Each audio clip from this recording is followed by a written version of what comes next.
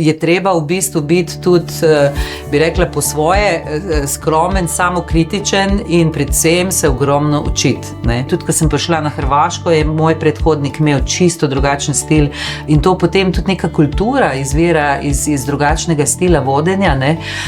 Predvsem bi rekla čast teh velikih egov, ki odhaja kreativnost, in brez kreativnosti nas pa tudi se ne bomo mogli razvijati. In jezik zame je kreativnost. Dober dan in dobrodošli v podcastu Gor, kjer gostimo izjemne posameznike iz sveta podjetništva in menedžmenta.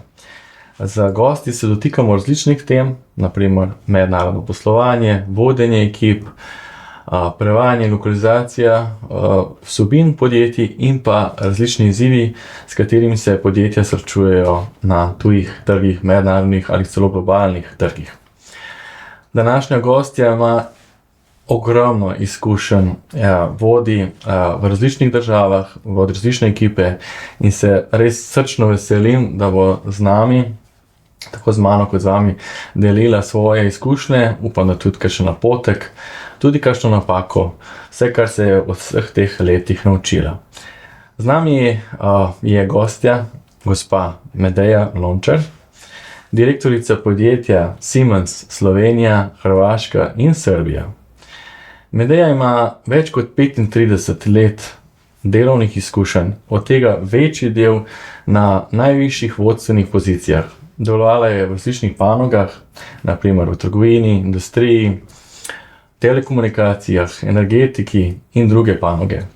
Vodi ekipe in strateške projekte v različnih državah in se je v tem času uveljavila kot izjemna voditeljica na mednarodni ravni. Njeno znanje z področja menedžmenta, prodaje in razvoja poslovanja ter njena predanost k ustvarjanju vključevalnega in inovativnega delovnega okolja je nadvse navduhujoča.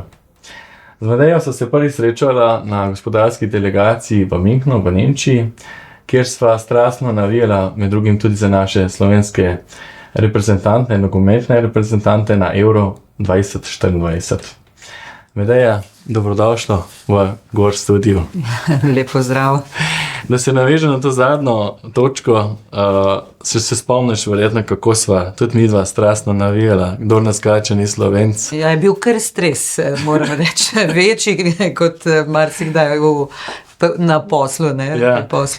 Tukaj se tako, preden se lotiva nekaj teh vsebinskih tem, ki sem jih pripravil za naš podcast, bi odprl mogoče z vprašanjem, kaj meniš, da bi se zgodilo, če bi se Slovenci tako poenotili v športu, kot se v športu poenotijo, pa navijamo za Šeška, pa za Tadeja, pa za Dončiča, s takim strastjo, če bi imeli navijače za podjetnike, za odlične podjetnike, odgovorne podjetnike in pa odlične menedžerje, kot si tudi sama. Kaj misliš, da bi se zgodilo? Ja, verjetno bi ta preboj lahko tudi Slovenije bil še večji, ker vsem je lažje, če imajo za sabo podporo, tako sistema kot ljudi, tudi nam v menedžmentu, čeprav nosimo neko veliko odgovornost in smo tisti, ki moramo biti prvi, voditi svoje time, ampak kljub vsemu vsak potrebuje neko podporo. Sigurno bi tudi Slovenija imela še malo večji zagon lahko. Počutiš, da se na tem področju kaj izboljšuje? Ali da smo nekako v tej točki, kjer vidiš, da smo dosegli nek plafon in da pač ne more biti boljše? Jaz ne verjamem v plafone, tako, in mislim, da v končni fazi tudi iz izkušenj, da se stvari spreminjajo skozi neka obdobja in da so boljša obdobja in so slabša obdobja. Trenutno je nenavadno, bi rekla, zelo spreminjajoče se okolje, in tudi ti sistemi niso najbolj, ne podpirajo gospodarstva, vsaj te osnovne osnovni državni sistemi, se včasih počutimo malo sami, ampak to ne pomeni, ne, da pa ni te energije in da mogoče smo se v Sloveniji že zelo navadili, pa tisto, kar je dobra stran slovenskih tudi menedžerjev poslovnega sveta, da se ne zanaša preveč, ne, na neke podpore, ampak da se zanašamo v to svojo energijo in nekje gremo naprej, neodvisno od tega, kakšni so pogoji. Če pa bi se vse te sile združile in pozitivno vplivale, seveda bi pa ta preboj bil lahko čist drugačen. Ne? Nadejam se, da bomo skupnimi močmi, ja, bolj premišljeno, bolj strateško delovali tudi kot država, ne, bi to bilo lahko čisto drugačen, ker pogoje imamo zelo zanimive. Ne. Pa tudi mislim, da imamo ogromno ličnih podjetnikov, menedžerjev. Tako, ne, in jaz, ko imam primerjavo tudi v regiji, ne, in vidim, kako se nekatere druge države boljše strateško, nekaj gledamo, naprimer Srbijo, kjer jaz tudi delujem, veliko bolj premišljeno kot država stopajo, seveda imajo ogromno težav, veliko več, kot jih imamo mi, so pač država v rasti, v nekem obdobju rasti in se morajo še dokazovati, ampak znajo zelo, zelo premišljeno pametno v bistvu se povezati, kadar želijo doseči neke cilje. Ne. In tudi suportirati v bistvu poslovne subjekte pri tem. Ne. Ja. Mislim, tudi zato mogoče sem odprl s to temo, ne, ker tudi tle smo imeli že ogromno odličnih podjetnikov, smo gostili in menedžerjev in res upam, da tudi mogoče ta naš mini prispevek, da bo prispeval k temu, da vsaj kakšnega dodatnega navijača še dobimo. Tako, zdaj bi šel pa na par sklopov, ki bi rad s tabo obdelal, ker pač res to je eno dolgo obdobje, ki je za tabo in izkušenje je verjetno res veliko. Tako da bo probala strniti do to uro čim več, kot se bo dalo. Dalo se ne bo vse, ampak dajmo začeti s to tvojo karierno potjo, z nekimi nauki in nekimi vodstveni pristopi, ki si jih je ti naučila. Pač res me strašno zanima, zdaj 17 let že vodiš Siemens, kako si prišla do te pozicije, kaj so bili tisti ključni momenti v tvoji karieri, da rečeš, tle bi nekako izpostavila par stvari, kaj rabi nek menedžer narediti, da pride do take točke, pa da še davo nek kontekst, kaj sploh Siemens, sej večinoma vemo, kaj Siemens je, ampak kljub vsemu, če pač naše poslušalce pa gledalce malo seznaniš z nekimi aktualnimi podatki, koliko je to veliko podjetje v smislu prometa, govoriva lani, koliko je to zaposlenih in kakšne so neke konkretne rešitve, ki jih vi danes ponudite, potem pa se vrneš nazaj morda na to, kako si ti v sklopu tega ekosistema sploh prišla do te točke, kjer si danes. To je že skoraj za 1 uro zdaj debate, ampak bi rekla, mogoče sem prvo v Siemensu, tako da je postavila nek okvir, odkot prihajam, dejansko globalno podjetje, ki deluje skoraj na vseh trgih, ogromno državah v svetu, tudi zelo, zelo podjetje, ki je staro več kot 170 let, torej zelo staro podjetje, ki pa se je vedno znova, inovacije nekje so tiste DNK, zato je tudi, bi rekla, da podjetja, ki imajo ta inovativni naboj, bodo preživela tudi skozi vse te spremembe, ki so se dogajale, lahko tudi stoletja, tako da je ta vidik izjemno pomemben, tudi naprimer ustanovitelj Werner von Siemens je rekel, ne bom prodal prihodnost svoje firme za kratkoročni dobiček že takrat, v 19. stoletju, in je tudi začel v garaži, torej je bil neke vrste Siemens takrat, neke vrste startup, Je pa to zdaj firma, ki je preživela ogromno nekih tranzicij, transformacij in trenutno, potem, ko smo mogoče nas poznate, nekateri so nas poznali po telefoniji, ki smo jo izločili, sama sem prišla v Siemens na področje telekomunikacij. Torej, to področje je Siemens izločil, potem je in prodal celo takrat, čeprav je bilo eno od prvih ustanovnih področji Siemensa sicer. Izločili smo področje energetike pred nekaj leti, pred 4 leti, področje železniške infrastrukture, po katerem smo tudi znani, smo postavili v svoje podjetje. Posebej imamo organizirano področje medicine, Siemens Healthineers, izločili z tega osnovnega korporativnega. Torej v zadnjih 10 letih bi rekla na take velike spremembe, ki so predvsem želele iz enega take korporacije. Naš CEO je takrat rekel, iz tankerja bi radi naredili več speedboatov, ker drugače več ne gre v tem svetu. Ti moraš biti hiter, agilen, fleksibilen, če želiš v bistvu se razvijati. In zato je v Siemensu sta ostali 2 področji. Eno je en tak naš flagship področje, mi smo svetovni lider na področju avtomatizacije, digitalizacije v proizvodnji. Potem nas v industriji, to ni tako vidno navzven, ampak to je izjemno močno področje, kjer je tudi vizija Siemensa priznana kot v bistvu, da smo lider na področju tudi vizije. Razmišljamo o tem, da želimo postaviti industrijski metaverse, kjer bodo ljudje delali na čisto drugačne načine. To je eno področje, drugo področje je področje pametne infrastrukture. Tu smo še vedno delno tudi na področju energetike, ampak področju distribucije in pa pametne zgradbe. Torej verjamemo, da se bo ta del mrež, pametnih mrež in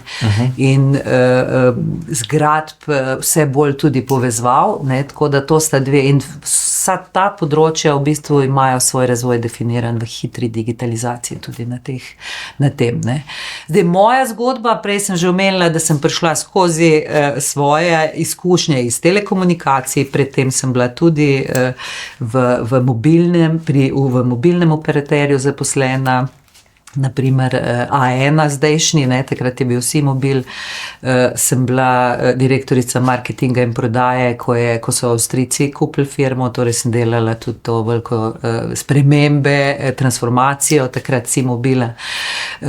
Nekako me zaznamujejo te ogromno teh nekih sprememb, se dogaja na področjih, kamor pridem, zdaj ne vem, verjetno sama to ne privlačim, ampak imam to srečo, da sem del velikih, res tektonskih nekih premikov. Bila sem tudi v energetiki Ljubljana eno kratko obdobje, torej imam izkušnje tudi iz proizvodnje. Na začetku svoje kariere sem delala tudi, sicer sem Celjanka, in sem najprej delala v Hmezat Export Import, zunanje trgovini, takrat, ko sem začela svojo, to je bilo takrat največ, kar si lahko nekje, da si delal na tujih trgih. Potem sem delala v Alposu Šentjurju v proizvodnji, tako da mi vse te, kasneje v Kovinotehni sem bila tudi članica uprave, že pri 33 letih. Torej, nekako bi rekla, da nisem sama si kreirala, kaj želim postati, niti nisem kot mala punčka sanjala, da bom direktorica Siemensa, daleč od tega, ampak te nekako pot privede, mene je zelo hitro privedla neka ta tehnična, tehnološka področja in ko enkrat te to okuži, ta razvoj, ki je precej hiter na teh področjih, potem se te kar nekako zasvoji in ti je to del, ti postane všeč, čeprav bi včasih rekla, zakaj delam v takih težkih, lahko bi tudi na kakem bolj ženskem področju, ampak dinamika je tle tako zanimiva, da je res super, ker se stvari spreminjajo. In jaz sem pač tisti človek, ki ga predvsem, bi rekla, žene to nek osebni razvoj, ne, bolj me je nekako skozi to mojo kariero gnalo to, da sem skozi poskušala se učiti, razumeti, kako stvari se odvijajo naokrog, nisem toliko razmišljala o svoji poziciji, ampak vedno znova so me potem našli v firmah, ne, ker vsi mi iščemo tudi ljudi, ki imajo ta nek naboj, ki želijo nekaj spreminjati, ki želijo iti naprej in se mi zdi, da je to ta neka konstanta, ki ostaja, ne? In da sem jaz verjetno imela to v sebi, zato sem vedno znova dobivala neke večje izzive, ki včasih tudi niso bili tako enostavni ali pa mi niso bili čisto všeč, ampak sem se vedno pol prigrizla. Ena ta tudi bi rekla, da imaš neko hrabrost, ne, da tudi ko pa si pred nekimi takimi odločitvami, da rečeš, ali pa ko ti nekdo ponudi priložnost, da pa rečeš ja. Ne. To pa je tudi pomembno, ne, da takrat ne scagaš, ker imaš možnost stopiti v nepoznano, ne, ker tudi vsak, ko prevzemaš neke dodatne odgovornosti, ko prevzemaš neke vodstvene vloge, seveda stopaš v neznano, seveda prevzemaš odgovornost za ljudi, kar zna biti tudi malo neprijetno. Ne, ja. Se pravi, veliko iz tvojih slišam veliko, da rečeš ta sprememba, da si pravi ta change management, tektonski premiki seveda dogaja in ta hrabrost potem, ko dejansko zagrabaš in greš v to. Ne. So to tudi mogoče tle imam tudi eno vprašanje, kjer so 3 najpomembnejše lekcije, verjamem, da si jih imaš enormno veliko, verjetno vsak dan kakšno. Saj pri meni je to tako, da ugotavljam, da vsak dan se nekaj naučim, čeprav mislim, da že ogromen vem, pa še pride lekcija 100 in 1000, ampak tako da verjamem, da je težko verjetno zaluščati, ampak ko bi rekel, če bi tle nekako povzel, bi že rekel, da predvsem moraš imeti poguma, ne, v teh nekih. To je sigurno, ja. In to je neodvisno, ali si delaš v korporaciji, v srednjem podjetju, si podjetnik. Ta pogum je tisto, kar je osnovno tudi gonilo nekje in razvoja in ne, da stopaš na neka področja, tega ni strah, da imaš to neko samozavest, to so verjetno lastnosti vodi nekje ali pa dobrih podjetnikov, vidimo tudi globalno, ne, to je sigurno nekaj, ampak ni pa to dovolj, ne, veliko je pogumnih ljudi, ki stopajo potem po napačnih poteh, ne, je treba v bistvu biti tudi, bi rekla, po svoje skromen, samokritičen in predvsem se ogromno učiti, ne. Mene je vedno, jaz nisem nikoli imala stvari samo po sebi umevne, sem se vedno pripravljala na stvari, sem vedno razmišljala, če grem k kupcu, se pripravim, želim vedeti, kdo je, želim priti tja pripravljena na to, ne. Ko ne vem, se soočim z novimi tehnologijami, če tudi mi ne bi bilo treba poznati, grem v detajle, razmislim, preanaliziram in še vedno se učim, ne, in vedno rečem, joj, pa toliko sem že stara, ampak še vedno moram nova znanja osvajati, ne, in to je tisto. Temu zdaj rečejo tako včasih ena nova doktrina, da se temu reče growth mindset, ne, da ne rečeš, jaz sem pač, ja, tako je, ne morem vplivati na stvari, vedno lahko na nekaj vplivaš, ne, in poskušaj vplivati na tisto, na kar lahko, seveda ne možeš spreminjati sveta, lahko pa svet okrog sebe spreminjaš. In to je verjetno tisto, kar bi rekla, je so te glavne lekcije, ne? Ja. Tako, ko smo se že prej pogovarjali, tudi so se spoznala, pa tudi na kavi za mene osebno, pa mislim, da še marskoga zanima, kako sploh sebe vodiš. Ker se ni, da moraš zelo sebe učinkovito voditi, da bi lahko vodil tudi da si na takih pomembnih pozicijah in lahko vodiš pa take velike skupine ljudi. Kakšne so tvoje napotki, neke prakse, ki jih ti si jih mogoče držiš, pa si videla, da so uspešno za tebe, pa bi mogoče bila še za koga drugega?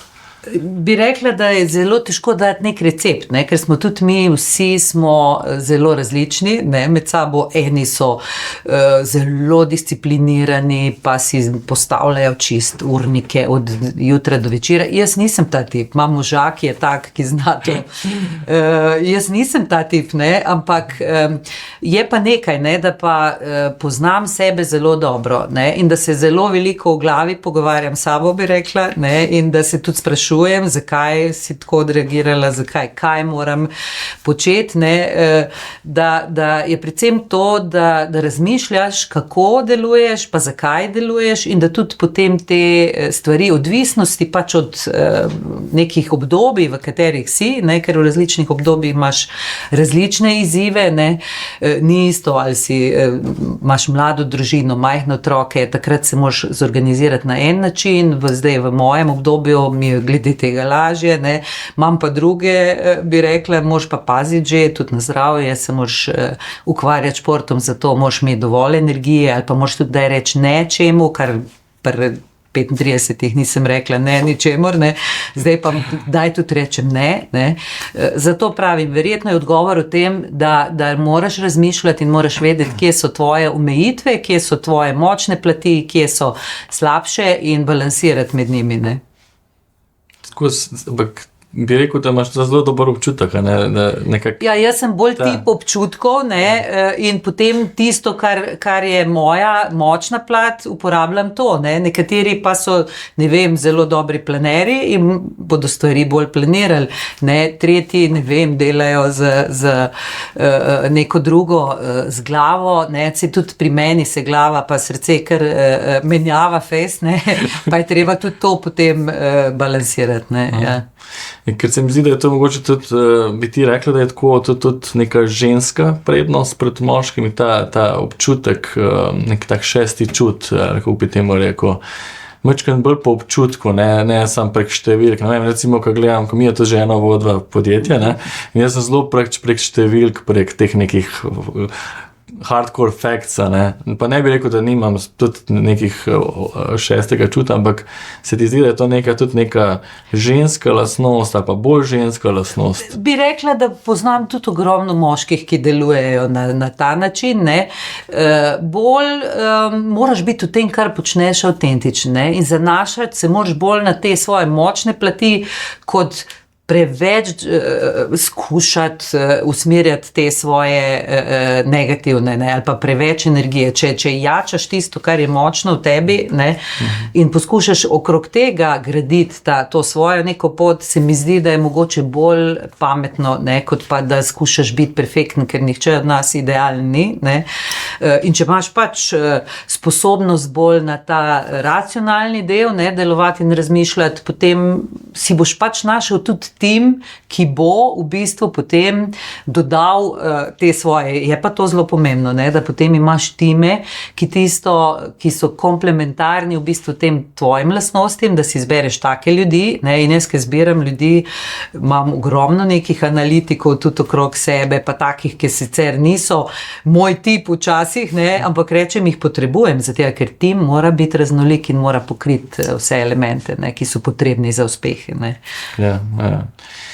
Mi lahko se en klub samo malo opišeš, ker zadnjič, ko sem se pogovarjal, sem ugotovil, da ti si ogromno na poti. Kako to vse menedžiraš? Mislim, si tudi na Hrvaškem, si v Srbiji velik, zdaj si bila v Dunaju, kot praviš, bila si v Münchnu. Mislim, 24/7 imamo časa in kako zdaj optimalno? Recimo, čisto tvoj primer, nek konkretni, kako se organiziraš vsak dan? Predvsem če si veliko na poti, recimo konkreten primer. Jaz recimo, ko sem veliko zunaj, pač, ko prideš nazaj, še ogromno stvari te tam čaka. Zdaj pač razumemo, da je naše podjetje bistveno, to je, govorimo o malem družinskem podjetju in je drugače, ampak kljub vsemu verjetno neke paralele so. Še ko prideš nazaj, te čaka verjetno ogromno nekih predvsem moraš si postavljati prioritete. In tudi jaz sem se morala tega naučiti.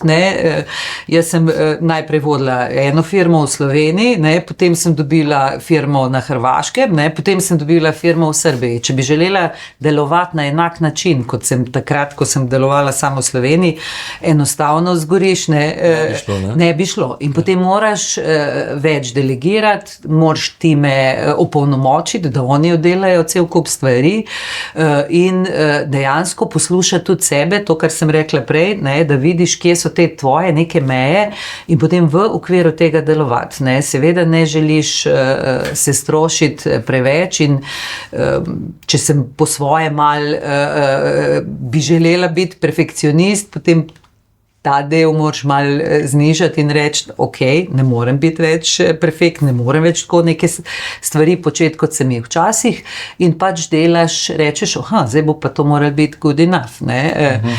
Tako da v tem smislu je težko spustiti, ne gre več, toliko lahko naredim. Veš pa, da moraš tudi sebe zaščititi na tej svoji poti in potem je ta balans, jaz sem imela že, bi rekla, tako, izkušnje slabe, tudi zdravje in tako, in če druga ne, te potem to nauči, da obstajajo neke omejitve. Ja, življenje te pripelje nazaj. Tako, in če tega ne poslušaš in ne razmišljaš tako, te bo pa kaj drugega naučilo, da se moraš omejiti. Zadnjič so se tudi na eni kavi pogovarjali in se mi zelo zanimivo zdaj, ker imam tudi neke te izkušnje, ker imamo v Sloveniji pa v Srbiji podjetje. Zdaj, koliko nam mi povedete, v Sloveniji vas je plus 60+, ne? Tako. Koliko Hrvaška? Nas je 160, v Srbiji 150, ja. To govorimo o kar dosti velikem številu ljudi, pa 3 različne države, pa bi rekel vsak, pa se to je praktično isto, to je pač Balkan, ampak jaz sem ugotovil, da je res kar nekaj ključnih razlik, pa me zanima, kje si ti videl te ključne razlike, pa kako se lotiš pol nekega vodenja, nekega tima v Sloveniji, na Hrvaškem, v Srbiji. Verjamem, da so določene stvari iste, ampak verjetno določene stvari pa tudi odstopajo, pa je treba malo drugače voditi te ljudi. Zanimivo je, da delujem v korporaciji Siemens, imamo procese, strategije, vse je enako, ampak pa greš iz države v državo, pa bi rekla, mi smo tudi del ene regije, ki jo vodi Avstrija, in smo potem tudi vezani še na avstrijsko, šefe imamo v Avstriji, tako da moraš pri svojem vodenju upoštevati vse te elemente. Nekje sem res izostrila načine in komunikacije in vodenja mojih timov, ki se razlikujejo. Jih ne moreš vzeti. Tudi bivše Jugoslavije še izviram iz tistih časov, tako da imam rada ta del. Predvsem je pomembno, da imaš rad ljudi, da imaš rad to, kar počneš, da tudi spoštuješ te razlike med ljudmi, čeprav to včasih tudi malo, bi rekla, spravijo ob živce Srbi svojo dramo, ker se moram prav psihično pripraviti, grem v Beograd, sigurno bo spet drama, bo drugače, čustveno delujejo, drugačna je komunikacija, včasih moraš biti malo bolj ošter, malo bolj direkten v Srbiji kot v Sloveniji, ker pač ljudje tisto svoje delajo, mogoče smo tudi bolj navajeni, ker smo že dlje časa delamo skupaj, pa mi je lažje potem si malo odpočijem v Sloveniji, ker je in kulturno in bi rekla sicer procesno vse bolj umirjeno. Srbi so objektivno tudi pod različnimi drugimi pritiski, ker se res dogajajo drugačne stvari v Srbiji, in poslovno, in politično, kot v Sloveniji. Hrvati tam vmes, ki je treba tudi zelo kritični, zelo tako, pričakujejo veliko, vsaj tako jaz doživljam v našem okolju, in pol kdaj primerjam tudi z kolegi, ki delujejo na teh trgih, če zaznavajo podobne te razlike, ti se moraš prilagajati, ne bodo se trgi tebi prilagajali, pa tudi ne ljudje se ne bodo tebi, če jih želiš v bistvu inspirirati, motivirati, potem boš moral ti razmišljati in prilagoditi svoje tudi načine vodenja.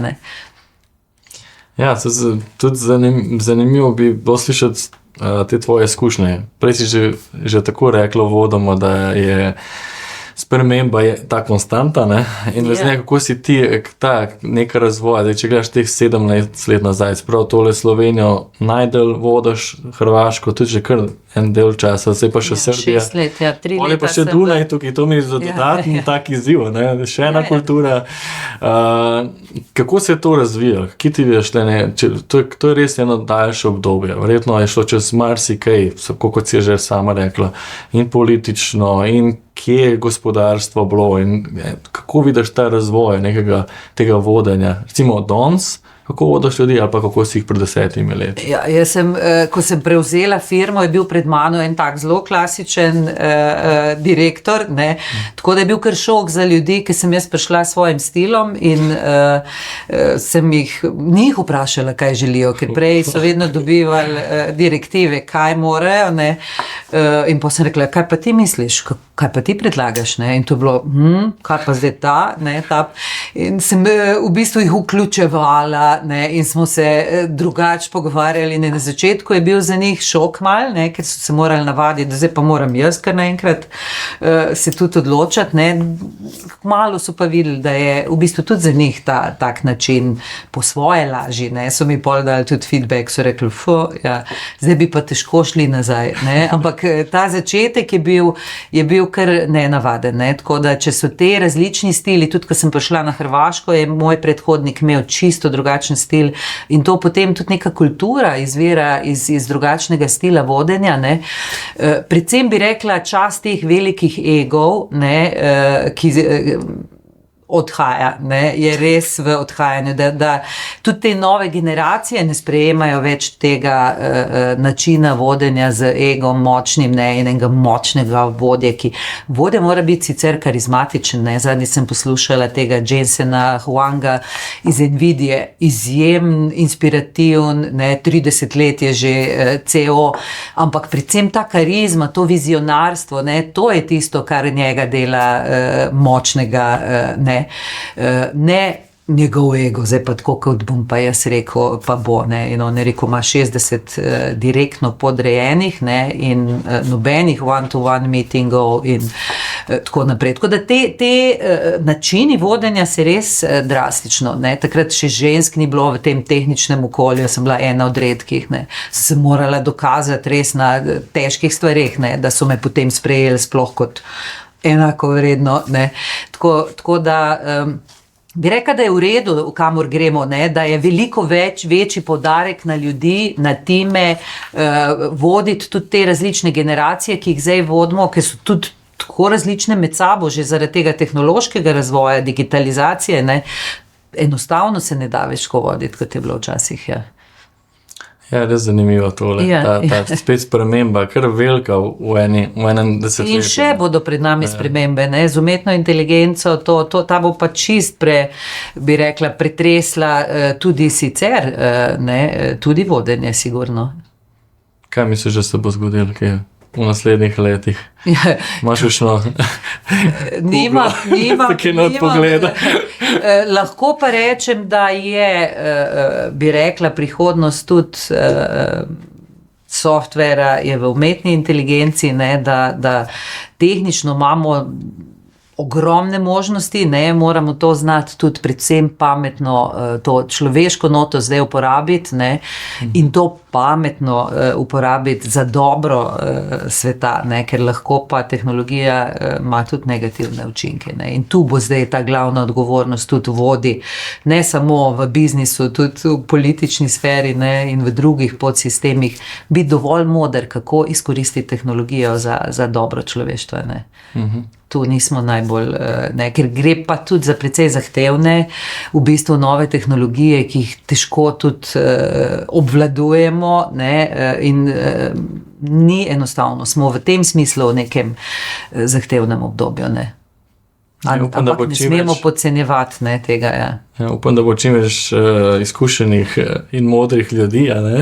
Ja, in da jih bomo tudi želeli, v bistvu vključiti v to, ne, ker je pomembno, da vključuješ in da imaš, bi rekla, in mlade, in starejše in to, in vse je pomembno, te izkušnje, ki jih imamo pri vodenju tudi takih tranzicij, ne. Ja. Zdaj si bi mogoče še manjkrat se poglobil v ta del, sploh ker je to tudi naše področje, se pravi vodenje v različnih kulturah, lokalizacije, prevodi in jezik, kulture in tako dalje. Ampak vezano tudi na to, ne, se mi zdi, če se tudi ta tehnologija, kakorkoli obrneš, je del. Zelo del bila, pa tudi zdaj je zelo aktualno, tako da se mi zdi, da tudi vpliva tudi na naš del poslovanja in me zelo zanima, kako ti gledaš na te stvari, ker ti vidim, da prihaja do nekih tudi teh odločitev, so iz srednjega menedžmenta, da obstaja neka percepcija, neko verovanje in se pol na podlagi tega pač moraš v dobri veri verjetno odločati, ne.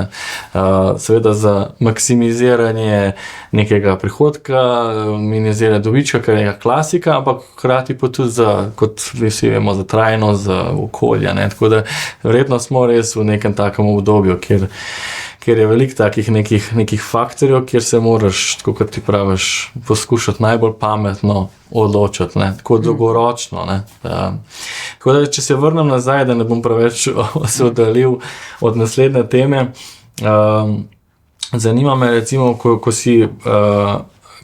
ko prihajaš v to spet to sredino, se vračam nazaj, ko se srečuješ s temi ljudmi, s temi ekipami iz teh treh različnih trgov. Nekako sva določila, da se stili menjajo, da se pač menjajo tudi glede na čas. Tako da mogoče razmišljam če je še kakšna taka izkušnja, da bi mogoče za naše tiste, ki so zelo osredotočeni na ta trg, da bi imela še kakšen nasvet, če bi imela za ta stil vodenja, kako se lotiti res teh treh trgov, no. Ja. Če izluščijo, zdaj nekaj sva že povedala, se mi zdi. Predvsem zelo dobro preanalizirati, ne, kako nek trg izgleda, kdo so odločevalci ključni, ne, izjemno je pomembno imeti tudi, bi rekla, nekoga, ki ti nisi vedno ti najbolj pameten, ne, tudi če bereš, tudi če analiziraš, nekaj doživljaš, ne, dobro je imeti dobre svetovalce, ne, ali so to kolegi v firmi, kljub vsemu jaz vedno delam cross-checking, ne, pa iz različnih virov te informacije poskušam dobiti, ker so včasih nasprotujoče stvari, ki jih slišiš, ne, in moraš vedeti, da v Srbiji so pravila igre čisto drugačna, kot so na Hrvaškem, ne, ali pa kot so v Sloveniji. Kakorkoli Slovenija zgleda enostavna, je marsikak tujec se kdaj rekel, nisem si predstavljal, da je tako vseeno zahtevno, ne, ker ste vsi zgledate tako prijazni, pa je tako, pa majhen trg, ne, ampak, ne, mi se poznamo, mi smo tako majhni, ne, da so te odločitve na osnovi nekih poznanstev in tako izvirajo, ne. V Srbiji je veliko večja moč politike, ne, in je potem treba pač vedeti, kje so neki decision makers, kaj lahko rečeš, kaj ne smeš, ne. Meni so že tudi v Srbiji rekli, to pa ne smeš, ne, zdaj v govoru omeniti, ne vem, slabega zraka v Beogradu, jaz sem rekla, kako ne, če govorimo o trajnosti in tako naprej. Ne, to se pa ne sme, ne, tako da vidiš, kje so neke omejitve, ne, na Hrvaškem, preden ugotoviš, kdo pa so decision makeri, ne vem, v celih nekih sektorjih vidiš, da so vsi, ki vodijo to iz enega področja na Hrvaškem, ne. Tako, to so te odtenki, ne, ki jih potem, ko delaš, ne, ali pa je fino, da jih čim prej spoznaš, ne, in da si res narediš eno mrežo ljudi, ki ti lahko razgrnejo malo specifike posameznih trgov, ne, in morajo biti iz različnih področij ti ljudje, ne. Se pravi, čeprav razumem, so ljudje, ki so lokalno, s katerimi se ti lahko Mi imamo to srečo, da jaz imam močne time, ki že dolgo delujejo lokalno in to je tudi meni bilo v bistvu lažje mi je bilo, ker sem vedela, da imam močne time, ki poznajo lokalno okolje, ne. Ampak kljub vsemu ti moraš neke težke tudi odločitve sprejemati marsikdaj, ne, in potem jih moraš na osnovi neke dobre informiranosti, no, to je. Mislim, da tako, če se s kakšnim slehernikom govarjam, pač na cesti se s kakšnim prijateljem, se mi zdi, da mogoče nekdo, ki ni toliko v tem vsakdanjem poslovanju, ne vidi teh nekih razlik, ne, se mi zdi, da dostikrat to ljudje reče, pa se to smo pač bratje, to smo praktično isti. Recimo mi iz vidika jezika zelo opozarjamo, da pač hrvaščina, srbščina, da to pač tukaj zelo delikaten mora biti. Zelo velika razlika. Vpliva na kulturo, na zgodovino in moraš biti zelo pazljiv in moraš tega se zelo resno. Ta dva jezika sta postala zelo različna, tudi sama, ne, ker sem delala 6 let na Hrvaškem, sem hrvaščino že res pila zelo lepo, na kar sem šla v Srbijo, zdaj pa govorim spet neko, bi rekla, mešanico, ne, kar meni ni prijetno, ne, ker vem, da to ni to. Moram reči, da Srbi niso tako občutljivi, da so Hrvati bolj občutljivi, ne, in je pač poskušam se temu prilagajati, ne. Bi pa rekla nekaj, ne, da to prevajalstvo je mogoče eno izmed najbolj zdaj tudi disrupcije se vam tudi dogajajo. Ne? Tudi vi ste zdaj prišli na to tehnološka, velika disrupcija se vam dogaja, tako da boste tudi morali razmisliti, kje je vaša ta dodana vrednost, ne? Kaj boste počeli. Včeraj mi je sin pokazal eno prezentacijo, ker on je kreativc na srpske, v Beogradu, zdaj se prijavil neko tekmovanje, ne? In je naredil prezentacijo, marketinško tako, in so rekla, kak si pa zdaj to srpsko? Je rekel, ChatGPT. So rekla, a ja, ne. Je rekel, sej smo malo še pil, pol pa še pogledali, pa tako, ne. Ampak to je, ne, in je bila cela prezentacija in sem pol gledala, a je, ker jaz imam, ne, tudi sem malo tle občutljiva na jezik, mislim, da to mora stati, ne. Tako da vi ste podobno kot neke druge branže pod zanimivim, ne, ampak se niste samo vi, se so tudi pravniki trenutno pod tem pritiskom, kaj je njihova bo dodana vrednost, kaj bo lahko umetna inteligenca, ne, naredila. Vedno so ta področja, kjer je to zelo pomembno, ne. To človeško znanje, ta občutek, ampak preanalizirati, kaj pa tisto je, to so zdaj izzivi, ki jih imamo. Ja, to se ravno, če nekako dve stvari povežemo. Ne? Prej si rekla pametne odločitve, pa tehnologija, ki jo imamo in ki jo lahko uporabimo. In je prav, da jo, ne? Samo na pameten način, se mi zdi. Tukaj, tako, ne? Mi smo definitivno v tej točki, kjer velikokrat opozarjamo, da je treba biti previden, kaj ti pol je to tako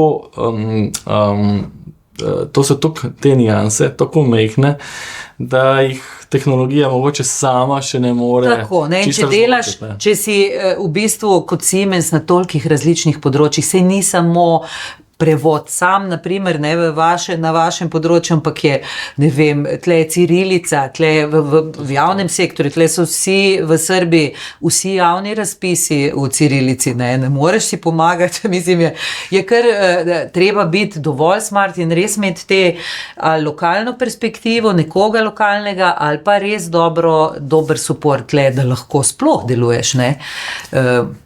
Okay. Kako se pa drugansko tega lotevate? Nisva nikoli prej se o tem pogovarjala, te prevajanje, lokalizacije v Siemensu? Ja, Siemens deluje lokalno, ne, in to je ena od naših strateških prednosti, smo prisotni lokalno, ne, zato nam je malo lažje, ker imamo ljudi tudi lokalno, ne, in je pa res, da tako kot sem rekla, ne, da mi delamo pa internacionalno, tako da je potrebno hitro pripravljati, so kdaj razpisi, tako je treba hitro iti, je treba imeti specifična znanja, ne, tudi tehnična znanja, dovolj močna, tudi za prevajanje, izjemno zahtevno, ne, torej, če si specializiran, tudi pri vas, ne, zdaj to eno samo, bi rekla tako, generalističen pristop več ne funkcionira, ne. Moraš obvladati tehnični, v bistvu, vokabular zelo dobro, čeprav postaja vedno bolj angleški, ne, ampak kljub vsemu veliko je razlik, ne, in za nas je to izjemno pomembno, imeti zelo dobre specializirane potem prevajalce, ki obvladajo, ne, tako da včasih jih z lučjo iščemo take, ne, ker ni dovolj sam najti prevajalca, ampak nekoga, ki se spozna na neko vsebino, na neko področje, ne vem, v železnicah je ena tematika, v energetiki je druga, ne, medicini čist tretja in so te prevodi lahko včasih tudi slabi, ne, če tudi jih dela nekdo, ki je profesionalec, če nima strokovnih specialistov, ne, in verjamem v to, vedno večjo neko specializacijo, nišno fokus, ne. Ja, tudi pri nas zelo pazimo na te stvari. Tako, se imaš lahko tudi dodatne, potem eksterne ljudi, ki ti delajo checkinge, ki tako, ne, ampak je potrebno dejansko skrbeti, ne. eno vprašanje, ki ga sicer nisem predhodno pripravil, ampak se mi zdaj v zadnjem letu velikokrat pojavila, pa bi prosil za tvoje mnenje. Se pravi, zdi se mi, da je zelo pomembna v enem trenutku, pač kot nek odločevalec, zdaj ali to pač nek top management, middle management, imaš neko percepcijo, nekaj, kar imaš neke dane podatke in se mi zdi, da se večkrat srečujem s tem, da pač nek sreden management se odloča na podlagi te percepcije, tako kot samo praviš, da je nek AI dovolj dober, recimo, da je ChatGPT dovolj dober za prevod. Na kar v bistvu, po mojem mnenju, zaradi nekega KPI-ja verjetno, ali pa znižanja stroškov, se odloči, da bo ne naročil recimo tega prevoda, ampak obremenil nekega svojega zaposlenega. In to se je ugotavljalo, da večkrat se zgodi, da to v bistvu niso prevajalci, dobili so pa novo nalogo, da zdaj pač zaradi tega napredka tehnologije jih obremenijo. In tukaj mislim, da je zelo lahko nevarno, v smislu, razumem, da pač nastavno tukaj potem ta vidik, stroškovni vidik, se mi zdi logičen. Kaj ti pač middle management je vedno pod pritiskom, ne? On vedno mora top optimira, KPI mora narediti. Ampak jaz bi rekla, ne smemo uničiti jezikov tudi, ne? Ker jeziki so pa, ne? In s tem uničujemo jezik, ker ga čisto unificiramo, vse tiste, jaz sem ljubitelj jezika, jaz ogromno berem, tudi leposlovje in mislim, da moramo tudi za ta vidik skrbeti. Je pa res, da Slovenija je zaščitila svoj jezik, kar nas tudi sili v to, da večji poudarek dajemo temu jeziku in da ne moramo kar govoriti v angleščini imeti dokumentov internih in tako naprej. In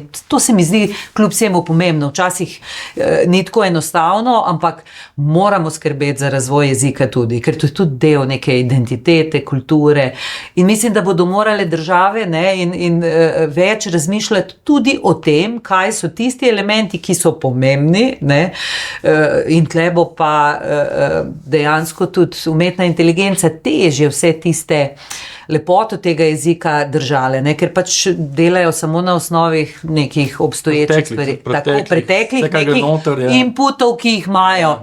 Lepota jezika je pa v teh detajlčkih, ki dajejo pol tist nek dodatek vsemu.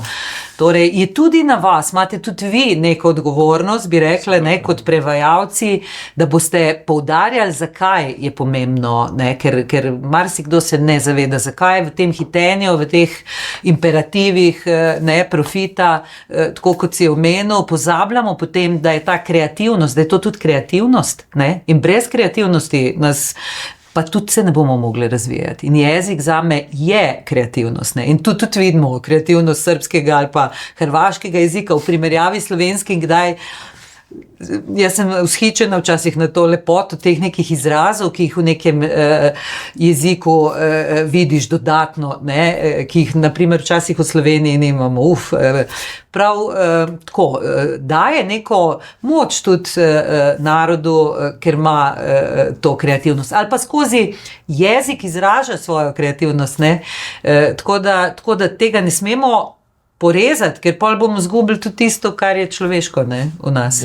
Spet se vračamo zdaj, da je treba pametno. Je treba pametno tle, se zelo strinjam. Se pravi, se tudi veliko, naša ekipa se veliko okrog, to je nekak srčka tega našega trenutnega izziva, je, da v bistvu povemo, da tehnologija je prednost. Tako, lahko nam skrajša te poti, lahko poenostavi neko pot vmes, predvsem nam lahko skrajša ta del. Ne smemo pa pozabiti, da to ni nadomestilo za ta kreativni del jezika. To bi jaz rekla. In ali je to tehničen, ali je pa, bi rekla, leposlovn, pomembno je, da to vzdržujemo na neki ravni.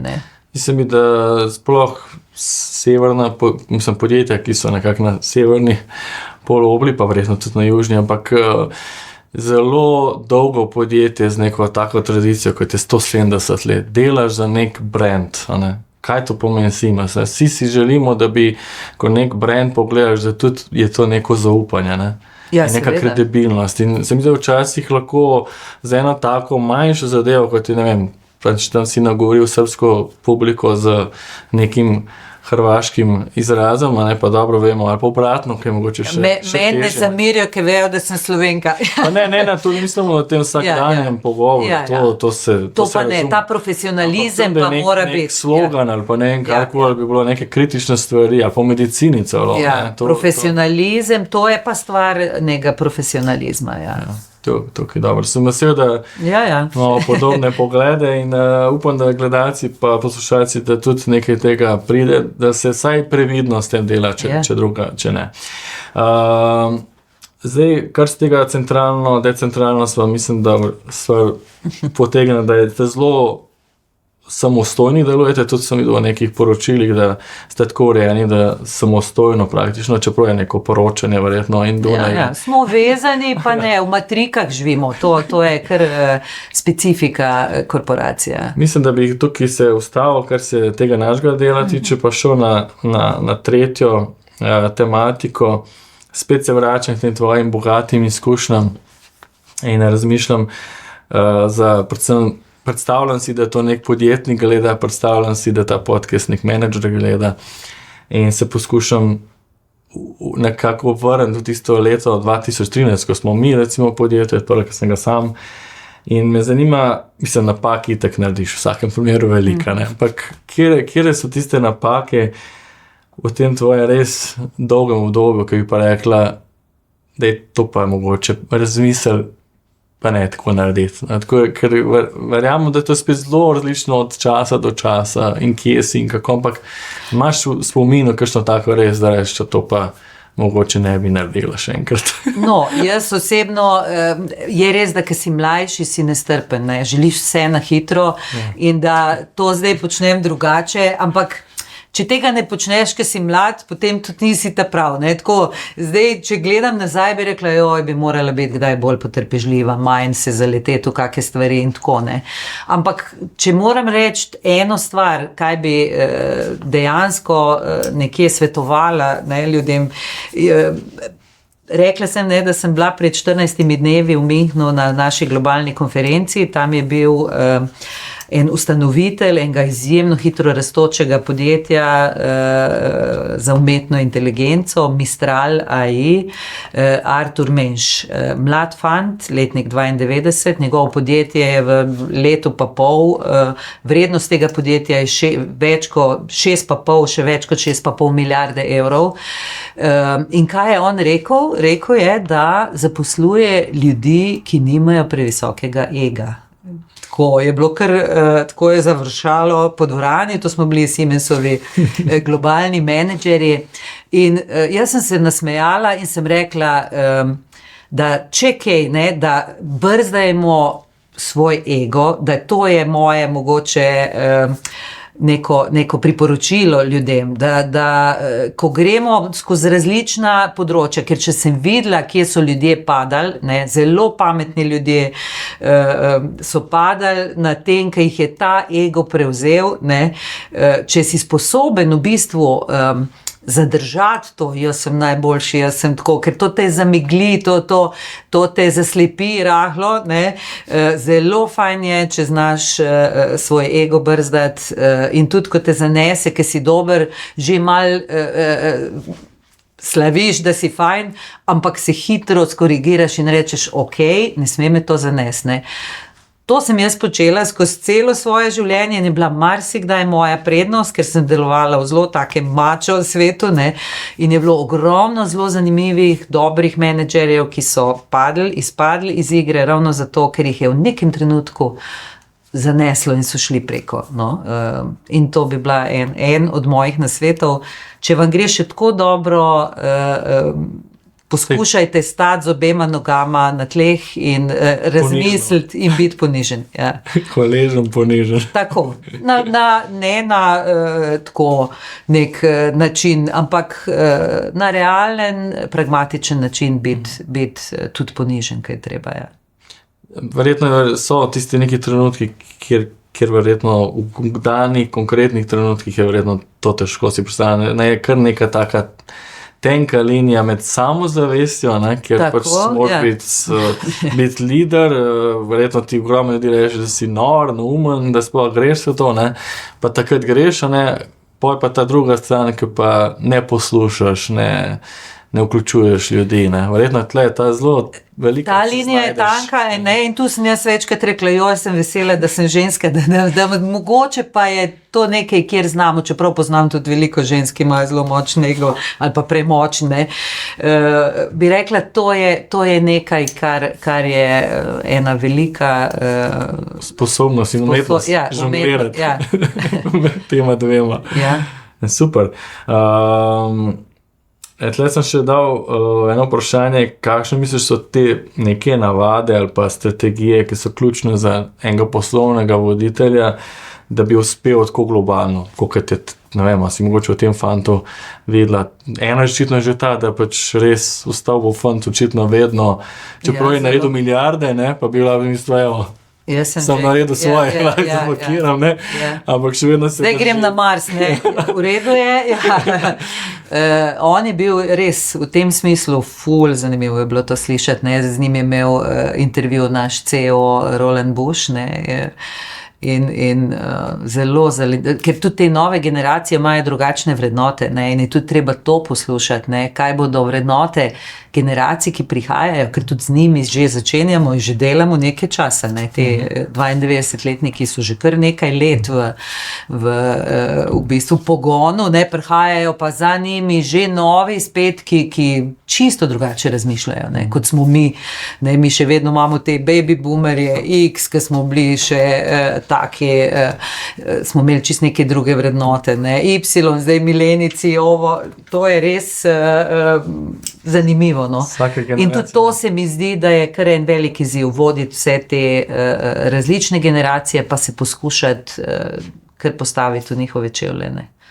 Ampak če te prav razumem, če sem te prav prej slišal, ni nekega recepta, ne? V bistvu vsak po svoje sebe moraš poslušati. Jaz verjamem, da moraš svoj avtentični stil razviti, to, kar sem rekla, ne, ok, obstajajo neka tudi pravila, teh se lahko naučimo, ne, ampak tisto, kar nas razlikuje, ne, so v bistvu te naši avtentični, ti lahko greš na razne treninge, lahko greš se šolati tudi na področju vodstvenih veščin in tako, ne, in je seveda ta komunikacija, ne, in vizionarstvo in timsko delo in to so te neke osnovni elementi, ne, ki jih moraš, ampak to, da pa moraš biti dovolj ponižen in da znaš sebe v bistvu tudi preanalizirati, kje so tvoje dobre in kje so slabe plati in da se mislim, da se učiš in da tudi delaš napake, nič ni narobe, da delaš napake, ampak se moraš iz njih nekaj naučiti, ne, če jih pa ponavljaš,